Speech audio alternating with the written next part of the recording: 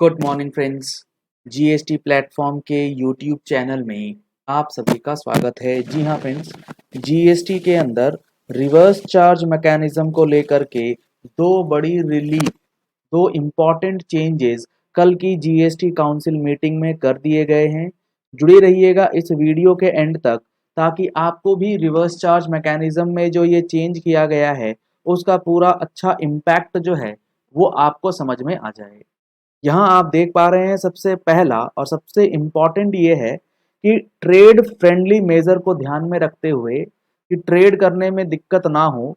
अब यहाँ पर होगा क्या, जीटीए यानी कि गुड्स ट्रांसपोर्ट एजेंसी जो है उनको रिक्वायरमेंट नहीं होगी, will not be required to file the declaration for paying GST under forward charge every year. अब इसका क्या मतलब हुआ, पहले वो समझिए। अगर आप as a goods transport agency काम करते हैं तो अभी आपके पास ऑप्शन होता है कि आप फॉरवर्ड चार्ज में टैक्स जमा कर सकते हैं या आप रिवर्स चार्ज में टैक्स जमा कर सकते हैं। अब यहां पर अभी तक क्या होता था, अगर आप रिवर्स चार्ज में जाते हैं तब तो कोई दिक्कत नहीं है, लेकिन अगर आप फॉरवर्ड चार्ज में जाना चाहते हैं तो आपको एक एडिशनल कंप्लायंस करना पड़ता था हर साल। और वो कंप्लायंस क्या था, वो कंप्लायंस था इंटीमेशन। किस चीज का intimation?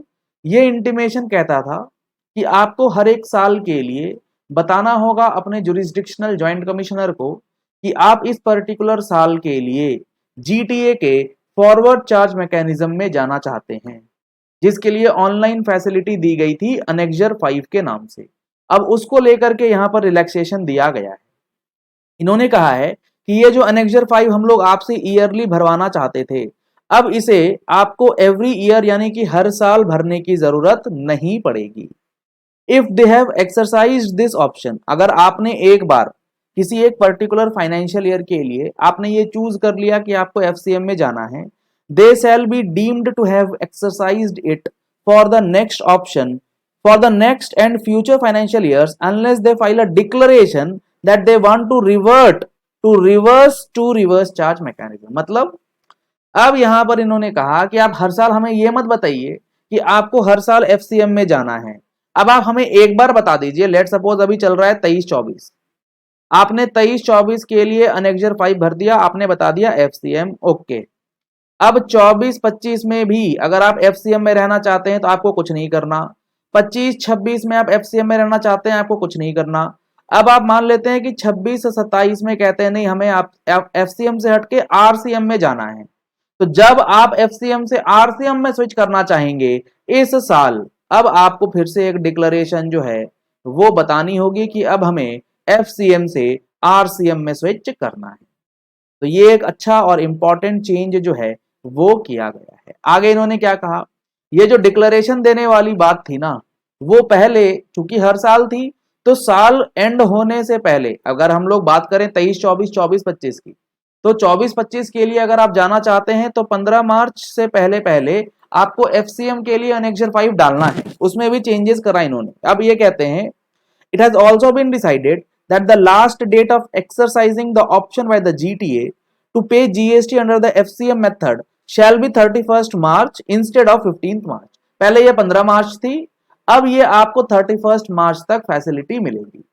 1st January of the preceding financial year shall be the start date for the exercising of option। और ये ऑप्शन आपको खुलेगा कब? ये खुलेगा 1st जनवरी से। यानी कि आप अगर 24-25 के लिए जाना चाहते हैं एफसीएम में पहली बार के लिए, तो आप 1 जनवरी 24 से लेके 31 मार्च 24 के बीच में डिक्लेरेशन जो है वो फाइल करेंगे। तो ये दो बड़े चेंज रिवर्स चार्ज जीटीए से रिलेटेड किया गया। इसके साथ साथ डायरेक्टर की सर्विसेज, उसको लेकर के भी काफी इंपॉर्टेंट क्लैरिफिकेशन ये दिया गया है कि अगर आपका कोई डायरेक्टर, कंपनी का कोई भी डायरेक्टर कंपनी को कोई सर्विस दे रहा है other then in the capacity of director, मतलब क्या, लेट सपोज एक कंपनी है एबीसी प्राइवेट लिमिटेड, इसका एक डायरेक्टर है ए। अब ये ए जो है इस कंपनी को एज अ डायरेक्टर अपने डायरेक्टर की कैपेसिटी में कुछ सर्विसेज दे सकता है, ठीक है। और दूसरा, इस पर्टिकुलर डायरेक्टर का कोई एक यूनिट है जो कि वो अब देता है इस कंपनी को रेंट पे। तो ये जो रेंटिंग सर्विसेज हैं, मतलब अदर देन डायरेक्टर वाली कैपेसिटी, उन सर्विसेज के ऊपर आरसीएम नहीं लगेगा।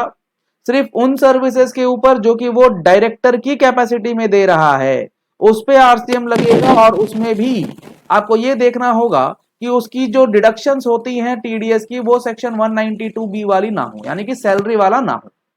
इसके अलावे 194 वगैरह अगर है तो वहां पर फिर आरसीएम जो है वो नहीं लगेगा। ये चीजें ऑलरेडी क्लैरिफाइड है, ऑलरेडी सर्कुलर आया है जिसका डिस्कशन हम लोगों ने अपने प्रैक्टिकल जीएसटी कोर्स के अंदर आपको बखूबी करके पहले ही बता रखा है। इस चीज की फिर से ये रिपीटिशन जो है इस सर्कुलर के अंदर जो आने वाली है उसमें मिलिएगा।